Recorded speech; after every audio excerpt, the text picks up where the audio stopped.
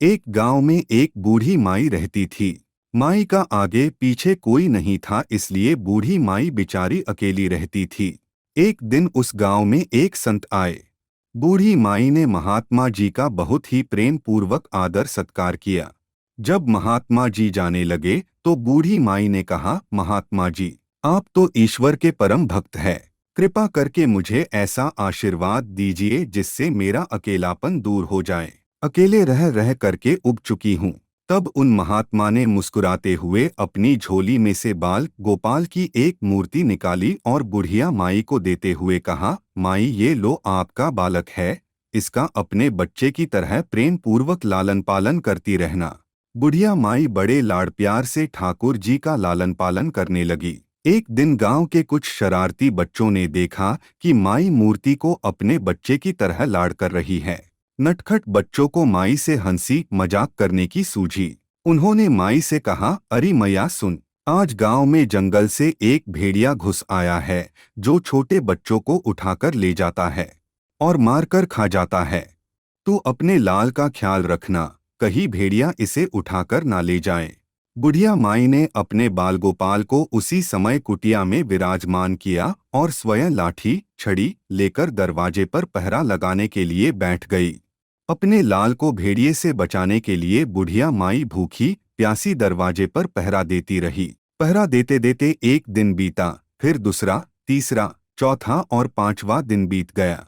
बुढ़िया माई 5 दिन और 5 रात लगातार बगैर पल के झपकाए भेड़िए से अपने बाल गोपाल की रक्षा के लिए पहरा देती रही। उस भोली भाली मैया का यह भाव देखकर ठाकुर जी का हृदय प्रेम से भर गया। अब ठाकुर जी को मैया के प्रेम का प्रत्यक्ष रूप से आस्वादन करने की इच्छा हुई। भगवान बहुत ही सुंदर रूप धारण कर वस्त्राभूषणों से सुसज्जित होकर माई के पास आए। ठाकुर जी के पाँव की आहट पाकर माई डर गई कि कहीं दुष्ट भेड़िया तो नहीं आ गया। मेरे लाल को उठाने माई ने लाठी उठाई और भेड़िए को भगाने के लिए उठ खड़ी हुई। तब श्याम सुंदर ने कहा, मैया मैं हूँ, मैं तेरा वही बालक हूँ जिसकी तुम रक्षा करती हो। माई ने कहा, क्या?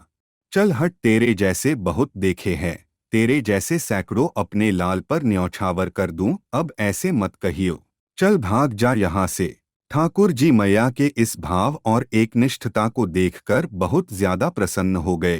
ठाकुर जी मैया से बोले, अरे मेरी भोली मैया, मैं त्रिलोकीनाथ भगवान हूँ, मुझसे जो चाहे वर मांग ले, मैं तेरी भक्ति से प्रसन्न हूँ। बुढ़िया माई ने कहा, अच्छा आप भगवान हो, मैं आपको 100 प्रणाम करती हूँ। कृपा कर मुझे यह वरदान दीजिए कि मेरे प्राण प्यारे लाल को भेड़िया न ले जाए। अब ठाकुर जी और ज्यादा प्रसन्न होते हुए बोले, तो चल मैया, मैं तेरे लाल को और तुझे अपने निज धाम लिए चलता हूँ, वहाँ भेड़िए का कोई भय नहीं है।